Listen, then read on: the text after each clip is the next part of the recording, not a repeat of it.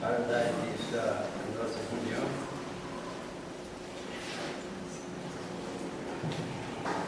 nós vamos fazer a leitura de uma página, Maneira de Orar.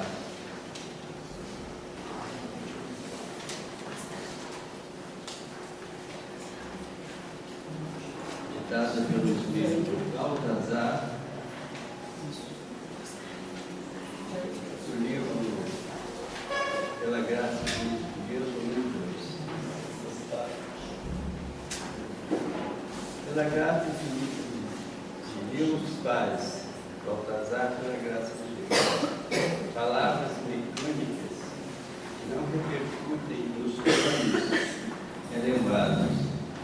Palavras ditas sem pensar no ouvinte não atingem a nenhum objetivo. Como atingir os estágios da elevação se não elevando o próprio sentimento? Como chegar a Deus se não formos capazes de operar a transformação moral que nos transfigure, isto é, que nos faça sair do estado normal de ser por força da própria vibração com que buscamos a Deus? Para se buscar a Deus, é preciso que haja um processo de esforço. É preciso que a mente haja, o coração sinta, que haja dentro de nós verdadeiramente a vontade de buscar a Deus. Assim, no momento da prece, não será tão necessário um grande número de palavras, mas por certo será necessário um estado de alma que nos permita a ligação com Deus, que nos permita a ligação com a força maior que rege o universo. Quando oramos, quando nos dirigimos a Deus, ainda que haja buscando coisas simples, ainda que seja buscando coisas aparentemente sem importância, ou forças para prosseguirmos em nossa jornada terrena, que haja este estado de transformação interior, sem o que não levaremos adiante o nosso objetivo. Observe que Jesus, ao nos ensinar a oração maior, pede que a iniciemos lembrando do Pai. Busquemos assim fazer nossa oração, nossos apelos, nossos convites internos, pedindo a Deus que nos ajude a fazer a prece. Deus, ajude-me a orar. Em seguida, comecemos o processo de transporte de nossas almas. Será um ato de humildade, ao mesmo tempo em que um ato, por que não dizer, de veneração a Deus. A sociedade moderna, tão farta de conquistas, tão plena de emoções materializadas, tem esquecido algumas coisas simples, mas que fazem parte da vida espiritual: a crença em Deus, a veneração a Deus, o respeito a Deus, a posição de humildade diante de Deus. A força interna, as forças internas não fazem de nós apenas seres filhos de Deus, mas nos fazem certamente seres que sabem que Deus existe e está acima de todos de nós. Assim, meus irmãos, ao fazermos a oração, não esqueçam, agradeçam a Deus a existência, a possibilidade de orar, e aí, então faça suas coisas. Que Deus e Jesus, todos nos ajudem nos instantes de aprendizado espiritual. Graças a Deus, Baltazar, pela graça infinita de Deus.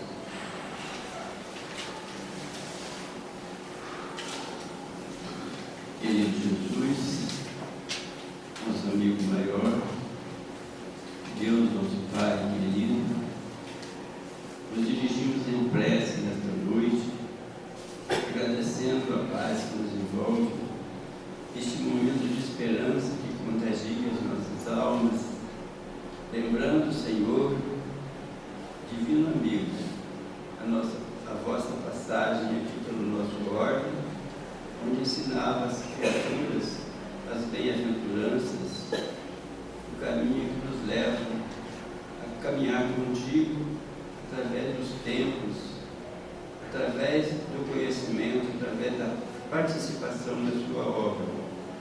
Agradecemos, Senhor, por estarmos aqui e fazendo parte desse conjunto de seres que procuram o caminho através da doutrina espírita, buscando o esclarecimento e a evolução de nossas almas. Rogamos que a sua bênção de luz possa envolver o nosso companheiro, que é portador do estudo da noite de hoje, que ele possa se sentir à vontade, se sentir acolhido também pela espiritualidade maior, para trazer a mensagem, para fortificar os nossos espíritos e sustentarmos na obra do bem. Que a sua paz possa nos envolver, conduzir a diretriz segura que o nosso irmão vai nos proporcionar na noite de hoje. Que a sua paz nos envolva, nos proteja agora e sempre. E em nome, querido mestre, nosso amigo, nós, em nome de Deus, nós pedimos permissão para considerar iniciada a reunião da noite de hoje. Nós temos hoje, para fazer o estudo da noite, o nosso irmão Rogério Coelho, da cidade de Muriaé, Estados Unidos, e nos brindar com mensagem através de sua palavra, que ele possa se sustentar.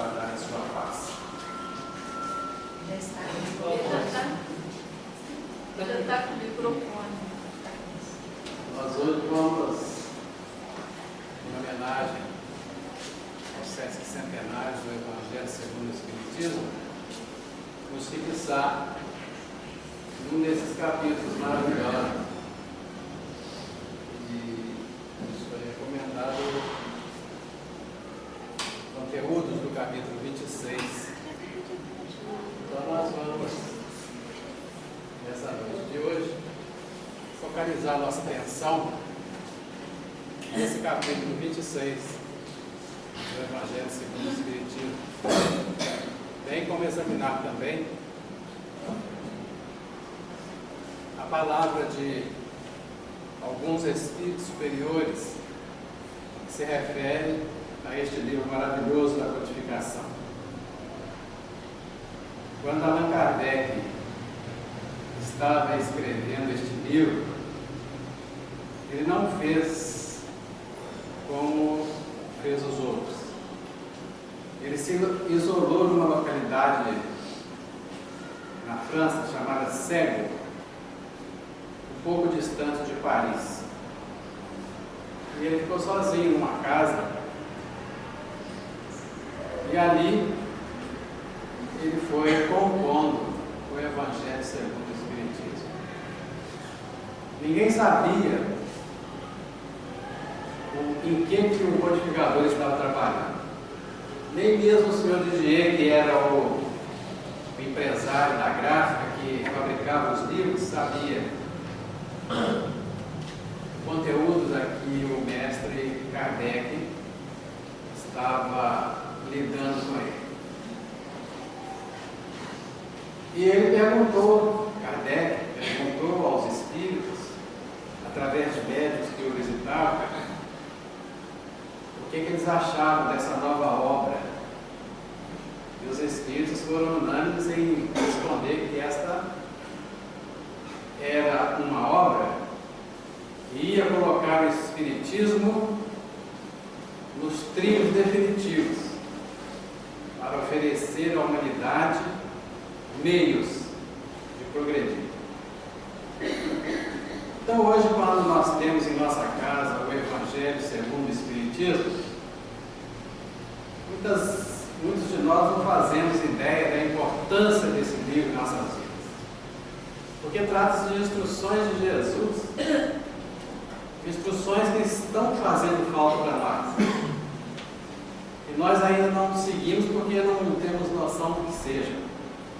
Então é um livro de cabeceira para ser lido, estudado todos os dias, reestudado o máximo de vezes possível, porque é ali que se encontra a nossa carta de euforia, ali que se encontram as diretrizes de Jesus, diretrizes essas que ele trouxe ao preço da própria vida para legar à humanidade esse manancial de luz. Então nós espíritas temos o dever de olhar com outros olhos o Evangelho segundo o Espiritismo e dar a ele o lugar que merece, de destaque na nossa vida, a importância que ele tem. E no capítulo 26, o codificador estuda a questão do dar de graça, porque de graça a gente recebe. Ele vai falar do dom de curar, sobre preces pagas, mercadores expulsos do tempo e mediunidade gratuita. É um capítulo pequeno, mas daria para ficar aqui várias horas falando sobre ele, em função da importância do seu conteúdo. Porque ele faz link com várias questões da mediunidade, que é uma das coisas que foi bem estudada pelo codificador.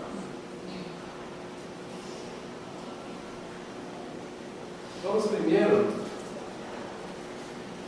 mergulhar nessas palavras de Kardec, que estão inscritas na Revista Espírita de março de 1858, na página 91. A doutrina espírita é intimamente ligada às ideias religiosas, esclarecendo sobre a nossa natureza, nos mostra a felicidade nas práticas das virtudes evangélicas. Lembra o homem quanto aos seus deveres para com Deus, para com a sociedade e para com si mesmo. Ajudar a sua propagação é dar golpe mortal no ceticismo e no materialismo que nos invadem como um mal contagioso. Honra, pois, àqueles que empregam nesta obra os bens com que Deus os favoreceu na terra. Então a gente observa o codificador dizendo da propriedade, do grande bem que nós fazemos ao Espiritismo, fazendo a sua divulgação. Então todo espírita, a par da sua missão normal, terá essa missão de divulgar a doutrina espírita, porque ela, afinal de contas, é o Consolador prometido por Jesus, que viria recordar tudo que ele ensinava e mais, explicar aquelas coisas que no seu tempo ele não pôde explicar para nós. Então, a gente vai cada vez mais observando a importância da doutrina espírita em nossas vidas. E é tão importante isso que o Emmanuel, ele se sentiu tão gratificado quando leu esse livro, quando ele observou o conteúdo importante desse livro, que ele não solicitou o desejo de fazer uma oração de agradecimento a Jesus pelo fato de ele ter enviado esse livro para a Terra. Porque, sem dúvida, Kardec estava sendo, de uma forma ou de outra, monitorado por Jesus. O próprio Cristo o distinguia com a sua atenção. E aí, o Emmanuel faz essa oração, que é uma oração de agradecimento pela chegada à Terra do livro O Evangelho segundo o Espiritismo. E a gente observa nessa oração de Emmanuel o carinho e o respeito que ele tem pelo conteúdo desse livro, que nós temos e precisamos valorizar. Então, em sua oração, ele fala assim: obrigado, Senhor.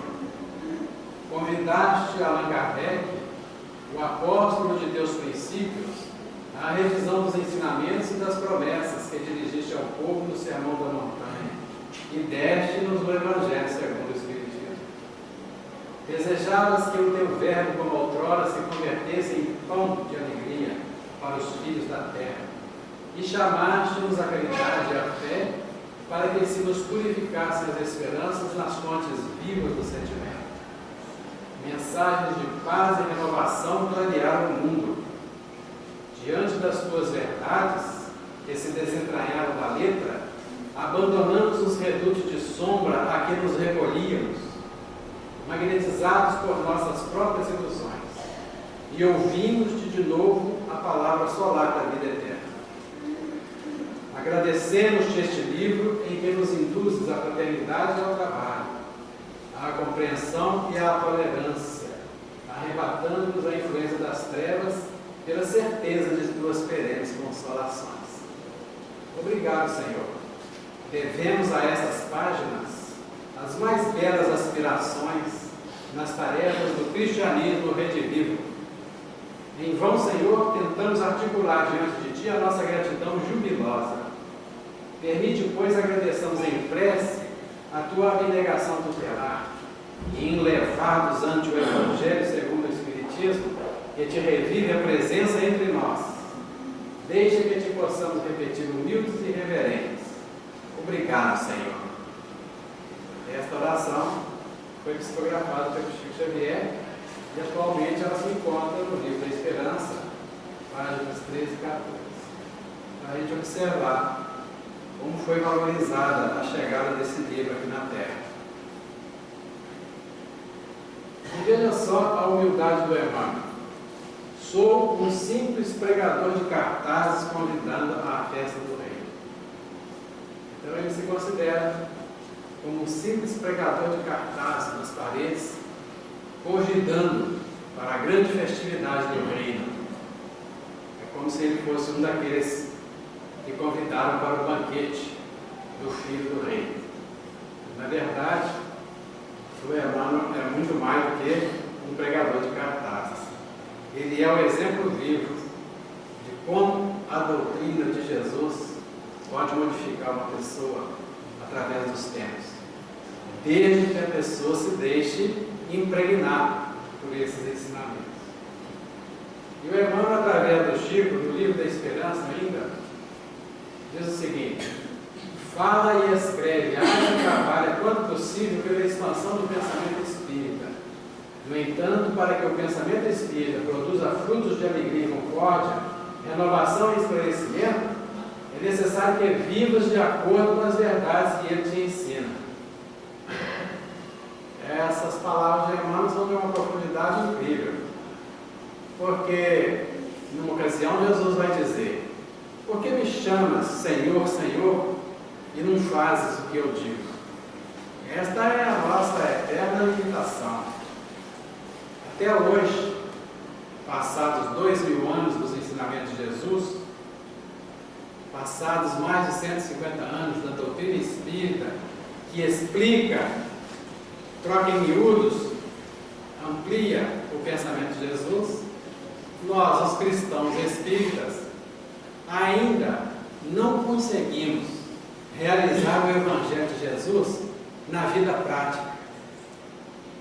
Porque nós temos uma herança, uma carga muito pesada de nós mesmos, do homem velho, do homem pagão, do selvagem. E isso ainda está ainda no nosso psiquismo. Nós não nos deixamos ainda mimetizar pelas palavras de Jesus e realmente viver essas palavras na vida prática. A gente pode dar um exemplo. Quando Jesus manda que os seus discípulos se amem uns aos outros, nós, até hoje, ainda temos a petulância de guardar mágoa e ressentimento em nosso coração com relação a um semelhante nosso, fazendo ouvidos moucos da orientação de Jesus, que manda até amar o inimigo. E o Evangelho segundo o Espiritismo nos mostra como é isso de amar o inimigo, e que a gente inicialmente pensa que isso seria uma coisa muito difícil, mas na verdade não é. É É muito fácil amar o inimigo e ficar dentro das diretrizes de Jesus. É só estudar o que está lá. Mas se até hoje a gente se considera inimigo de alguém, é porque nós estamos bem apartados da direção que Jesus quer que a gente siga. E a gente tem que seguir essa direção que Ele deu, porque Ele disse que ia nos preparar lugar. E se nós não seguirmos a direção que Ele deu, a gente não vai achar esse lugar. Nós não vamos conseguir atravessar essa porta estreita. E o planeta já está para se transformar de prova e expiação para regeneração. E se nós continuarmos ainda acoroçoando a nossa rebeldia, provavelmente, quando acontecer esta reforma no planeta, não teremos mais condições de reencarnar nem aqui. A não ser que nós realmente possamos estar naquela condição que o apóstolo Paulo disse: sou prisioneiro do Cristo, vivo não mais eu, mas Cristo é que vive dentro de mim. Se fosse uma coisa impossível de fazer, Jesus não teria nos dado esse dever de casa. E o Evangelho segundo o Espiritismo, ele vai facilitar a nossa entrada neste novo modus vivendi, bem acobertado pelas diretrizes que Jesus nos levou. E aí, o Emmanuel vem e nos fala que isso vai produzir frutos de alegria e concórdia, renovação e esclarecimento. Mas para que aconteça isso, é necessário que a gente viva de acordo com as verdades que ele ensina. Então, todas as vezes que nós observarmos que a nossa vivência não está de acordo com as diretrizes de Jesus, a gente tem que parar, refletir e nos ajustarmos. Fazendo isso, esse exercício, a gente vai um dia poder repetir com Paulo: somos prisioneiros do Cristo, vivemos não nós, mas Cristo vive em nós. E o Marco Cristo, através da mediunidade de Valdo Franco, ele diz o seguinte: registre nas telas de sua mente a posição em que você se encontra no campo da fé, o quanto antes. Fixe com seus atos a diretriz para onde segue, aprendendo as consequências e o alcance moral das manifestações e aplicando-os a si conforme a diretriz da doutrina espírita. Vejam como os espíritos falam a mesma coisa com palavras diferentes. Então não tem como a gente ter desculpa de não saber, porque a gente já conhece. Os espíritos falam isso com muita ênfase. E aqui, registro de João 8,43, Jesus dizendo: por que não entendeis a minha linguagem? Por não poderes ouvir minha palavra. Então parece que a gente não entende a linguagem do Cristo, porque Ele manda fazer uma coisa e nós fazemos outra. Será por que então que a gente não entende a linguagem do Cristo? O que é que falta em nossa vida para que a gente possa entender e fazer aquilo que Ele ensinou? Por que nós não conseguimos ouvir a palavra dele? Porque nós não estamos sintonizados nessa direção, nessa sintonia. Mas o Emmanuel vai nos dar uma dica. É necessário ter um coração vazio de resíduos da terra para receber a palavra divina. Emmanuel, olha que frase importante. É necessário ter um coração vazio de resíduos da terra para receber a palavra divina.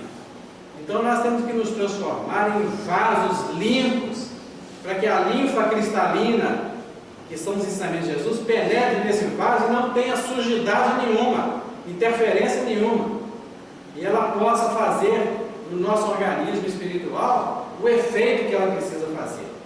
Mas se nós estamos impregnados das coisas da terra, dos interesses materiais, nós nos desconectamos com os interesses espirituais. E nós não somos espíritos materiais. A nossa finalidade não é permanecer dentro da matéria.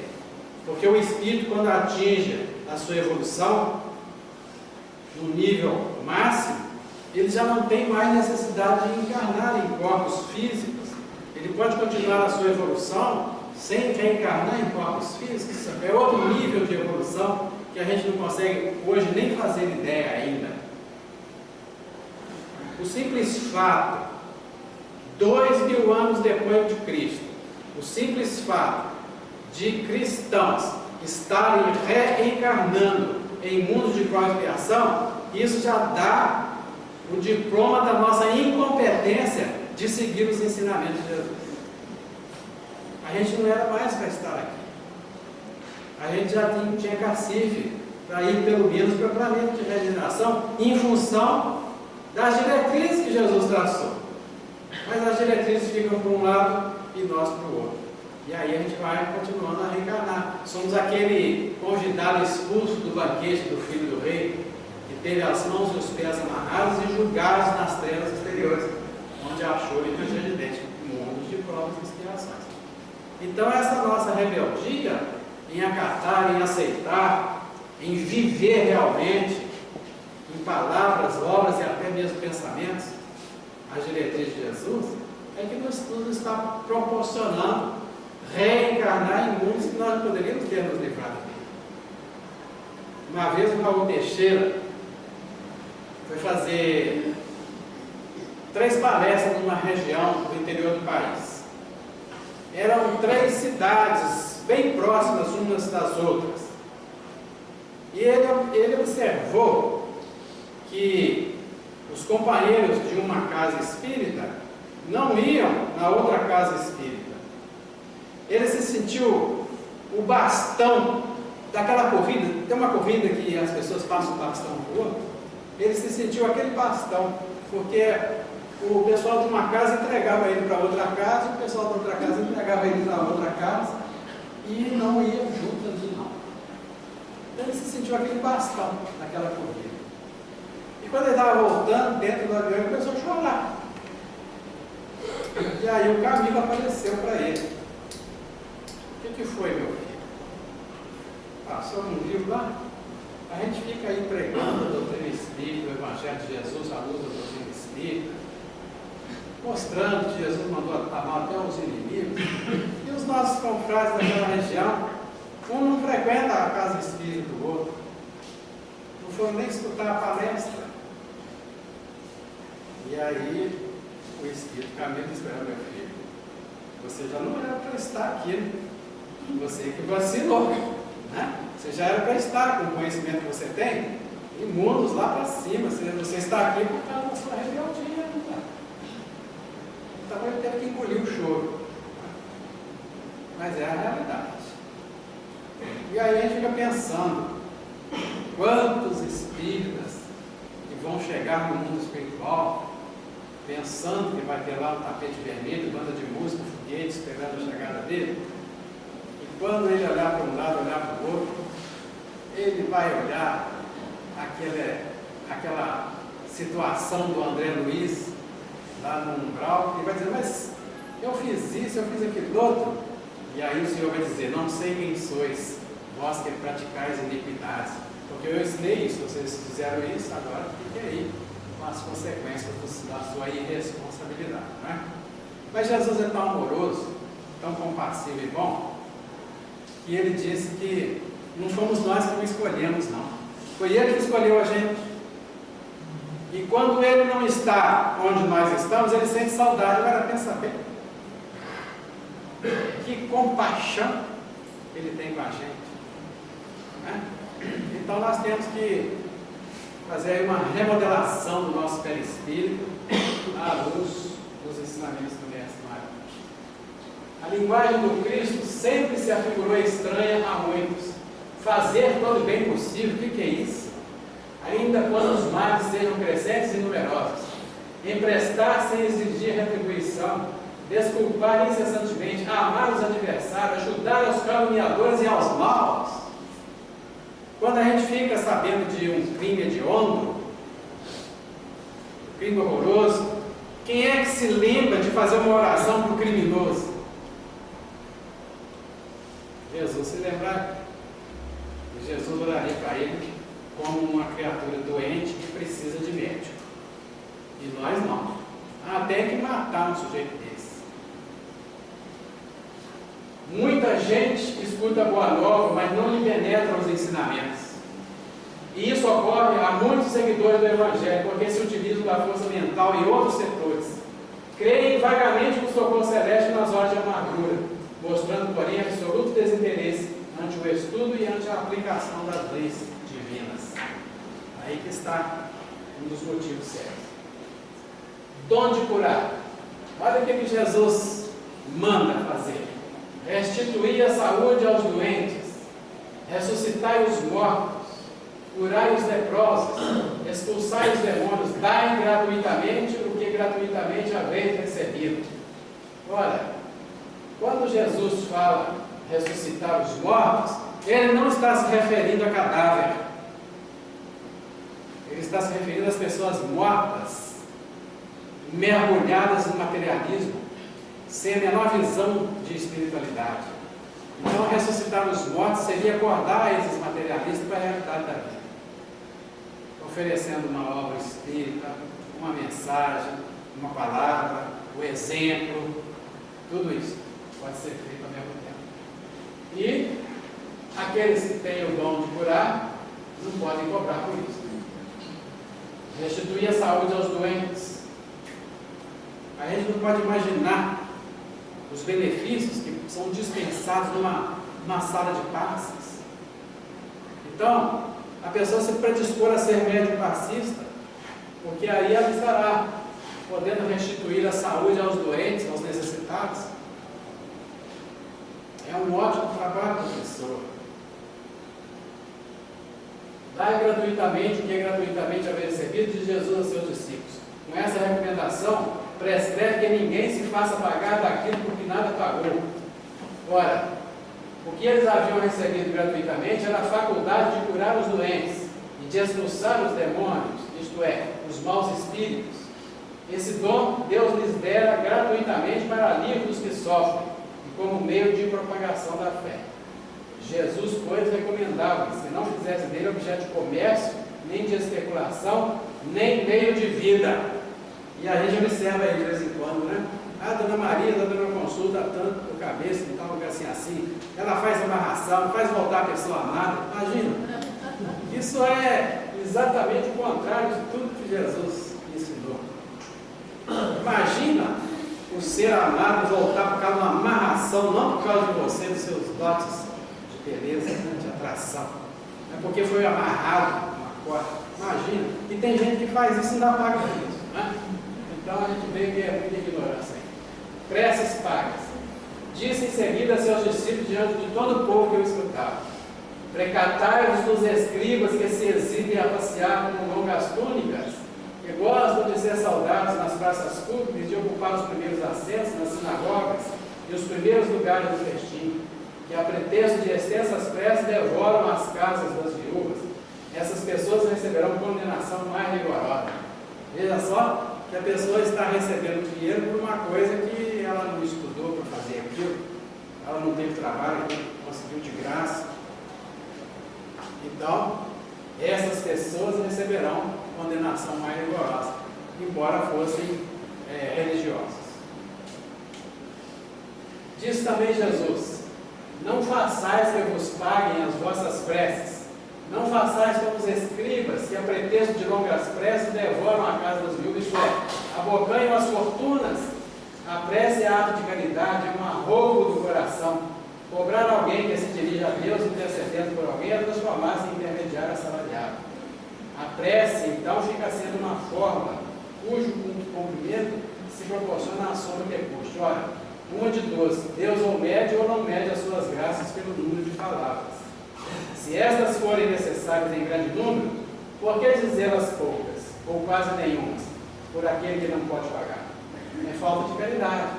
Se uma só basta, é inútil dizê-las em excesso. Por que então cobrá-las? É prevaricação. Observe como que o Kardec vai raciocinando e oferecendo para a gente uma nova visão das coisas. Deus não vende os benefícios que concede. Como, pois, um que não é sequer o distribuidor deles, que não pode garantir a sua obtenção, cobraria um pedido que talvez nenhum resultado produza. Não é possível que Deus subordine um ato de clemência, de bondade ou de justiça, que da sua misericórdia se solicite a uma soma de dinheiro. Ao contrário, se a soma não fosse paga ou fosse insuficiente, a justiça, a bondade e o serviço de Deus não ficariam em suspenso. A razão, o consenso e a lógica diz que é impossível que Deus, a perfeição absoluta, delegue a criaturas imperfeitas o direito de estabelecer preço para a sua justiça. Então aí o Kardec está nos alertando para os falsos profetas, para os prevaricadores. E muita gente se submete a isso. A gente está vendo isso acontecer debaixo das nossas vistas. Venham para a nossa igreja. Fulano chegou aqui, ele estava com um saldo negativo lá no banco, agora ele já tem 2 carros importados na garagem, a sua empresa está indo de vento em pouco, já está com 100 empregados. Vendendo lugar no céu, um lote perto de São Pedro, e o pessoal comprando. Então, a gente observa que contramão que esse povo está andando. A justiça de Deus é como o sol, existe para todos, para o pobre como para o rico. Pois quem se considera imoral traficar com as graças de um soberano da terra, poder-se até por lícito comércio com as coisas do soberano do universo? Ainda outro inconveniente apresentam as preces pagas. É que aquele que as compra se julga as mais das vezes dispensado de orar ele próprio, porquanto se considera quite desde que deu o seu dinheiro. Sabe-se que os espíritos se sentem tocados pelo fervor de quem por eles se interessa. Qual pode ser o fervor daquele que promete a terceiro o encargo de por ele orar mediante paga? Qual é o fervor desse terceiro quando delega o seu mandato a outro, este a outro e assim por diante? Não será isso reduzir a eficácia da prece ao valor de uma moeda em curso? Uma ocasião, lá nos Estados Unidos do Norte, precisava-se fazer uma reforma muito grande do telhado de uma instituição religiosa. Era um convento de freiras. E aí as freiras fizeram lá o orçamento. Ficava em 33 milhões de dólares por cerca. E aí elas pensaram como é que ia arranjar esse dinheiro, que não tinha esse dinheiro no caixa. Então tiveram uma ideia. Era uma região que tinha muitos artistas de cinema e começaram a mandar cartinhas para os artistas dizendo assim: olha, se você se interessar, nós podemos arranjar uma madrinha para você e ela vai fazer oração para você o resto da vida dela. E o que vai te garantir uma chance muito grande de entrar para o céu.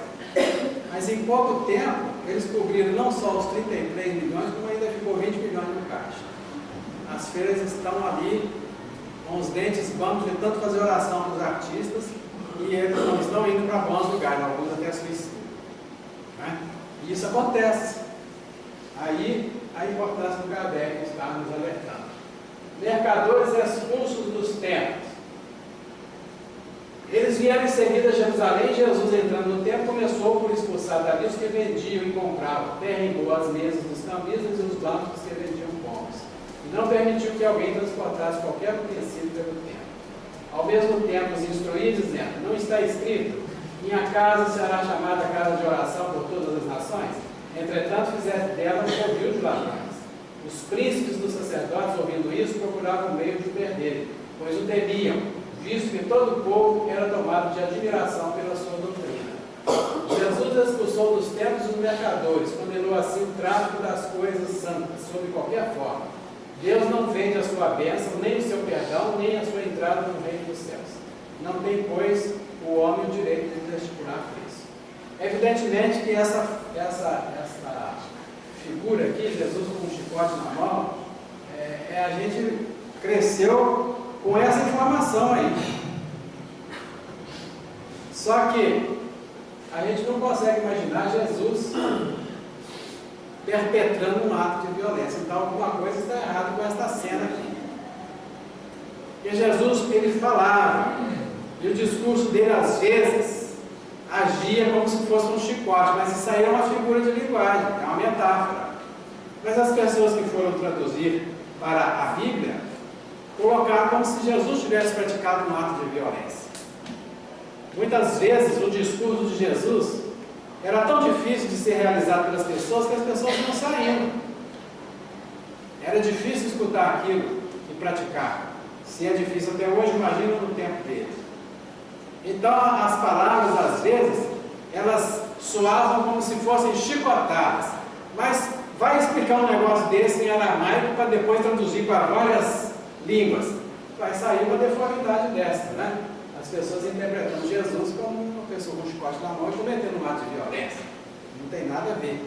A coisa, ele deve ter falado alguma coisa muito séria contra o interesse material daquele povo, e aquilo foi como se fosse uma chicotada neles.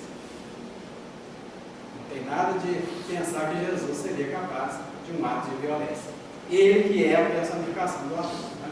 Então todas essas coisas a gente tem a explicação na doutrina espírita. Mediunidade gratuita. Então aqui está, né? Essa moça foi lá na cartomante para saber se ia casar, se não ia casar, né? Ou para amarrar lá o pé da noiva, o Gil. Mediunidade gratuita.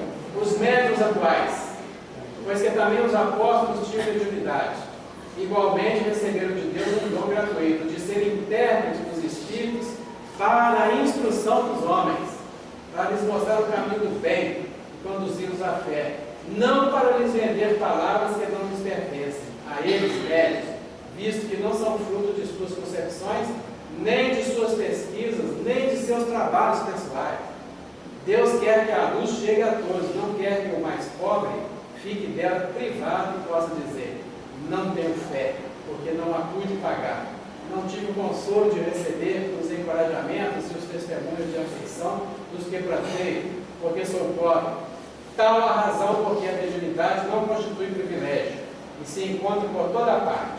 Fazê-la pagar seria coisa desviá-la do seu providencial objetivo. Está muito claro, né? Quem conhece as condições em que os bons espíritos se comunicam, a repulsão que sentem por tudo que é de interesse egoístico, e sabe quão pouca coisa se faz necessária para que ele se afaste, jamais poderá admitir que os espíritos superiores estejam à disposição do primeiro que apareça e os convoque a tanta possessão. O simples bom senso repele semelhante ideia. Não seria também uma profanação evocarmos por dinheiro os seres que respeitamos porque eles são caros? Fora de dúvida que se podem assim obter manifestações, mas quem lhes poderia garantir a sinceridade? Então a gente observa aqui que a pessoa estaria orando, né? Ela está fazendo as suas preces, pedindo aos bons espíritos as informações, mas olha o que está dentro do coração dela, tudo veneno. Então não está satisfazendo a condição ideal. É quando Jesus fala. Ele teve que materializar o conceito na época, porque na época que Jesus estava aqui, as pessoas religiosas tinham maneira de ofertar coisas materiais no altar. Jesus não pôde mudar muito as coisas, mas ele disse: quando fores depor a tua oferenda no altar, e lembrares que tem algo contra o seu irmão, deixa a sua oferenda no altar, volta, vai e concilia-te com o teu irmão. Acertada ali as contas com ele, volta e faz a sua oferenda, para que ela seja aceita. Em outras palavras, o que Jesus está querendo dizer? Se nós precisamos dos recursos mais altos, nós temos que oferecer um coração limpo das sujidades da terra, para que possamos alcançar o benefício que nós solicitamos, quer seja através da mediunidade, quer seja através da prece. Os espíritos levianos, mentirosos, brincalhões, e toda a caterva dos espíritos inferiores, nada escrupulosos, sempre acorrem prontos a responder ao que se lhes pergunte, sem se preocuparem com a verdade. Quem, pois, deseja comunicações sérias, deve, antes de tudo, pedi-las seriamente, e em seguida inteirar-se da natureza das simpatias do médium com os seres do mundo espiritual. Ora, a primeira condição para se granjear a benevolência dos bons espíritos é a humildade, o devotamento, a abnegação, o mais absoluto desinteresse moral e material. Então, os espíritos levianos, mentirosos, brincalhões, eles não têm compromisso com a verdade. Uma vez, na cidade de Niterói, uma senhora lá começou a fazer parte de um grupo de pessoas que faziam reuniões com o corpo. E, de mais dia menos dia, ela recebeu uma informação de que ela só teria 3 meses de vida. através ali do movimento dos grupos. E ela acreditou nisso. E a família também acreditou. Então, ela abandonou o emprego e ficou em casa, despedindo do pessoal nos 3 meses que restavam. E as pessoas chegavam de longe para despedir dela. E aí chegou o dia marcado para a desencarnação dela. Acordou cedinho, né? Depois de dormir à noite, porque afinal de contas, para desencarnar amanhã. Imagina a situação, quantas noites de sono que ela perdeu e os familiares. E aí, chegou lá para 11 horas da manhã, não tinha desencarnado ainda, resolveu que devia almoçar, né? Para não ir embora com fome. E depois veio o lanche da tarde, a noite chegou, veio a janta.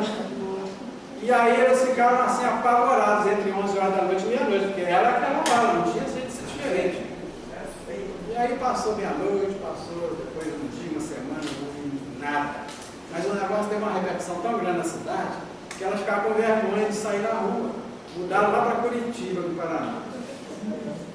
Hoje ela é uma boa espírita, trabalhadora, mas passou esse sufoco. Informação de espírito brincalhão. E depois, quando ela estava já frequentando reunião mediúnica, aparece um espírito lá morrendo de rir. Era o tal que tinha armado a cena toda para ela. Ainda estava brincalhão.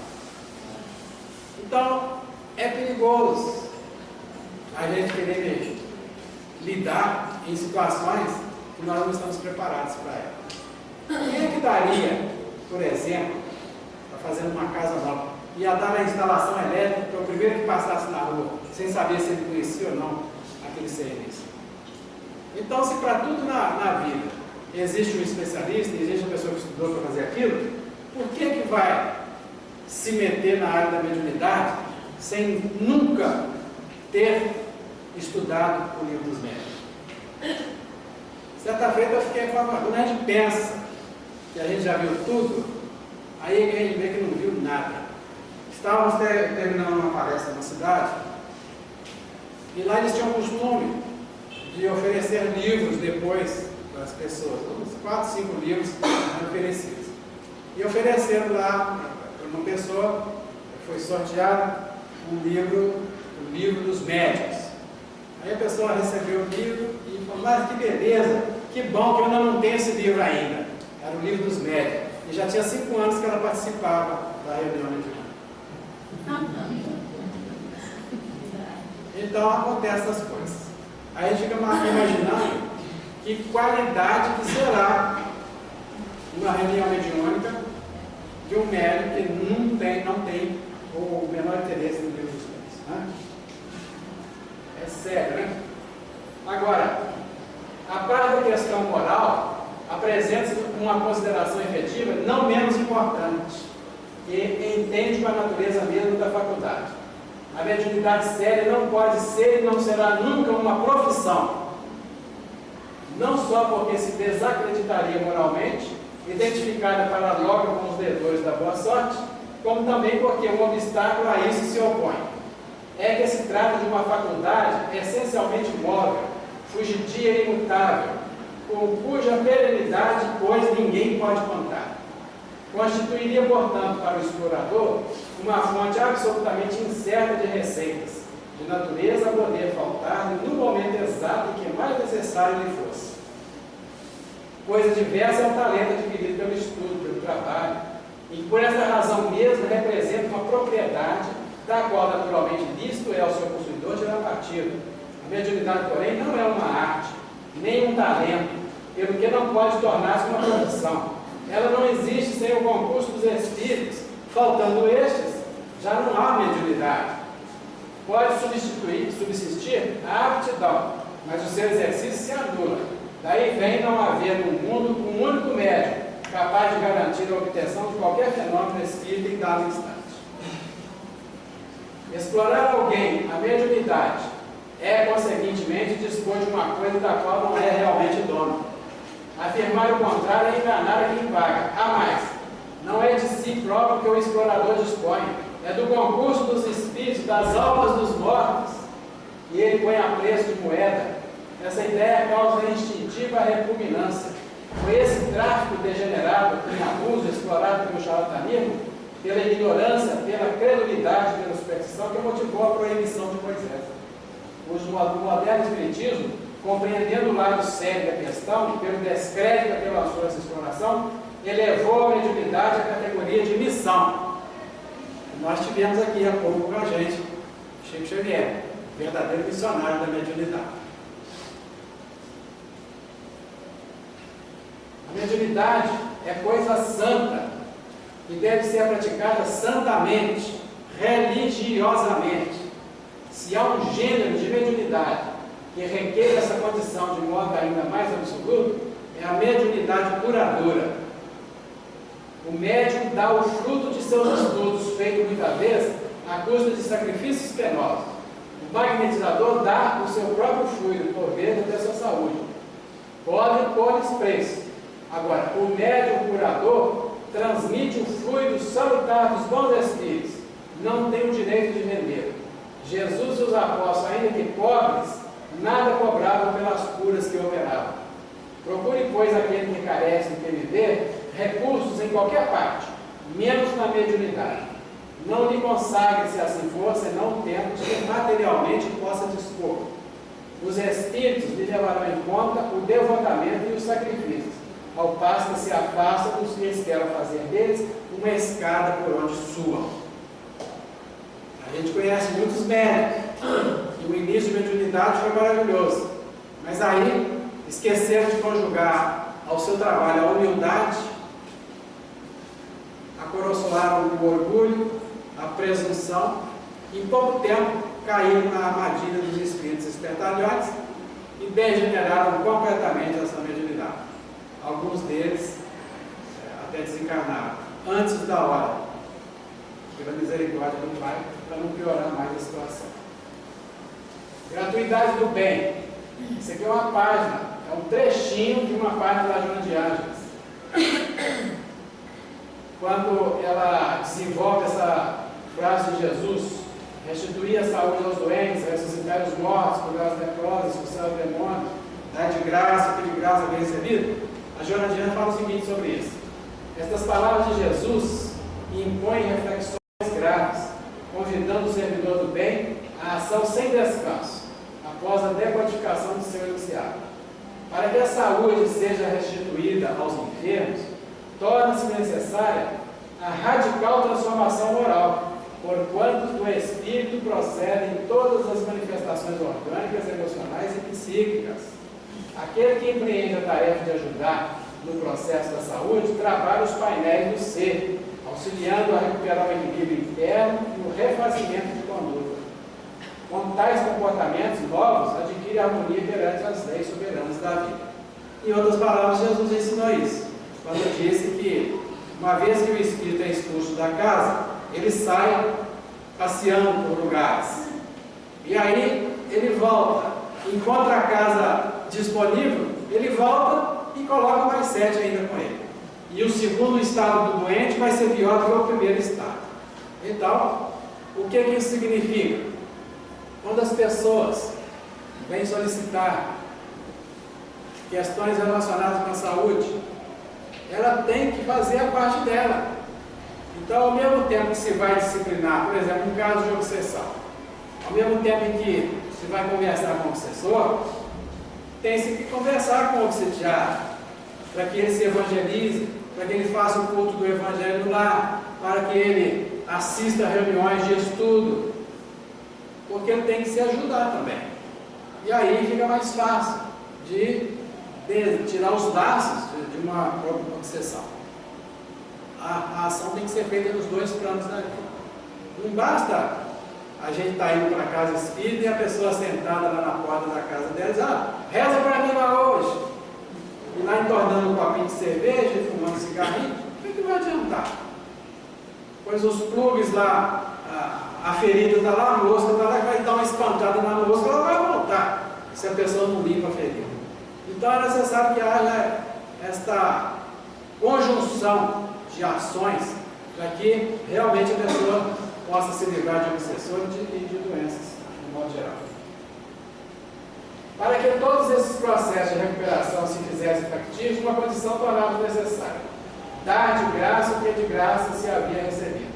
Desta forma, a faculdade espiritual, encarregada de produzir resultados saudáveis, obedece à ética da dignidade que confere à energia curadora as ondas benéficas que podem propiciar o retorno do bem-estar, do equilíbrio e do refazimento.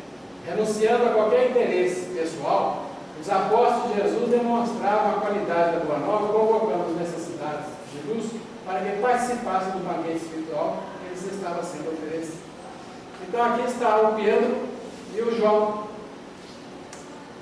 com aquela pessoa que era paralítica e que vivia na beira de um poço. E esse poço, de vez em quando, fazia um barulho com as águas, e de acordo com a tradição, a primeira pessoa que mergulhasse na água, fosse que doença fosse que tivesse, seria curada. E o paralítico estava lá, das imediações ali, há mais de 30 anos. E não encontrava quem o colocasse na água. E aí a gente fica perguntando, por que esse paralítico ficava longe do poço? Por que ele não ficava ali esperando a água mexer na beirinha do poço e pulava lá embaixo? Porque na verdade ele não está querendo ser curado. Então tem muito doente que não quer sarar, para que todos tenham pena dele. Ah, coitadinho. Então já entra a questão aí de psicologia também, né? E isso está registrado até na Bíblia, esse tipo de caso. Fortemente vinculados a Jesus, nele auriam as energias necessárias para os cometimentos de curas físicas, psíquicas, principalmente morais, conduzindo todos quanto se beneficiavam ao encontro do si, libertando-se do ego perturbador, iluminando o lado sombra que antes dele predominava. A autêntica doação firmada no desinteresse pessoal constituía-lhes o sinal de união com Deus, a demonstração de que trabalhavam para o êxito do bem do mundo, ante a certeza dos resultados da ação após a disjunção molecular. Os espíritos nobres que os assessoravam jamais aceitariam o nefando comércio monetário ou de benefícios materiais em favor dos que nele confiassem. Para viverem, trabalhavam, porque não desejavam ser pesados na economia social da comunidade, nem aproveitar-se para explorar aqueles que os amavam e neles se alimentavam espiritualmente, dando as lições mais eloquentes da grandeza moral e de verdadeira fraternidade, que a ninguém explora ou submete aos caprichos perniciosos da transitoriedade carnal. Quem realmente se dedica ao bem e o faz com gratuidade, experimenta incomparável júbilo que se expressa mediante a felicidade de poder doar ao invés de receber, ajudar antes de ser beneficiado. O ser real, perfeitamente sintonizado com as fontes geradoras da vida, planifica-se e engrandece-se, contribuindo de forma decisiva pela edificação da sociedade melhor, mais justa, mais ditosa do que tem vivenciado no processo de evolução do nosso. Então a gente observa que ser discípulo de Jesus é estar focado no bem, no fazer, no trabalhar. Meu pai trabalha até hoje, eu também trabalho. Ora, se Deus e Jesus trabalham incessantemente, e nós que estamos ainda engateando na senda evolutiva, quanto que nós temos que trabalhar? E aí, neste capítulo 26 do Evangelho segundo o Espiritismo, já está nos dando algumas diretrizes, alguma visão do trabalho que nós podemos realizar na seara espírita. Principalmente o trabalho de autoconhecimento, renovação interior, buscar o conhecimento de Jesus, colocá-lo no cérebro, mas não só isso, porque aí está o primeiro movimento, pegar os ensinamentos de Jesus e colocar no cérebro, mas esses ensinamentos têm que descer do cérebro para receberem a nutrição do coração, porque razão e sentimento vão sair através dos nossos braços, na seara do Cristo, nas leiras da caridade.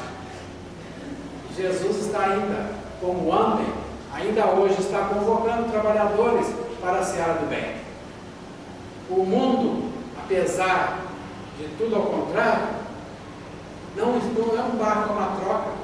Jesus está no leme. Nós estamos num momento de reforma. E os espíritas somos os trabalhadores da última hora convocados.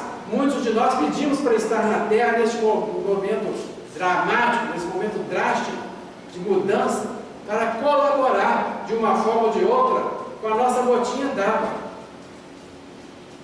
Que seja uma gotinha d'água, como dizia a irmã Dulce. Mas sem essa gotinha d'água, o oceano seria menor. Então ofereçamos os nossos recursos, ainda que sejam modestos. Não vamos nos esquecer que a montanha, com toda a sua majestade, ela é formada de pequenos grãos de areia. O mar, com todo o seu esplendor, é formado de pequenas gotas d'água. Então sejamos nós, esses pequenos grãos de areia, essa pequena gota d'água, mas unidos no ideal do Cristo, que nós possamos formar o oceano da fraternidade, a montanha da proteção a toda a humanidade perdida dentro de si mesmo. Temos que fazer a diferença. Vamos abraçar o Evangelho segundo o Espiritismo com mais seriedade, aprender o que está ali e deixar que aquele sentimento mimetize o nosso pensamento, as nossas palavras, as nossas ações, para que possamos ser um com Jesus, assim como Jesus é um com o Pai Celestial. Muito obrigado pela atenção, muita paz a todos.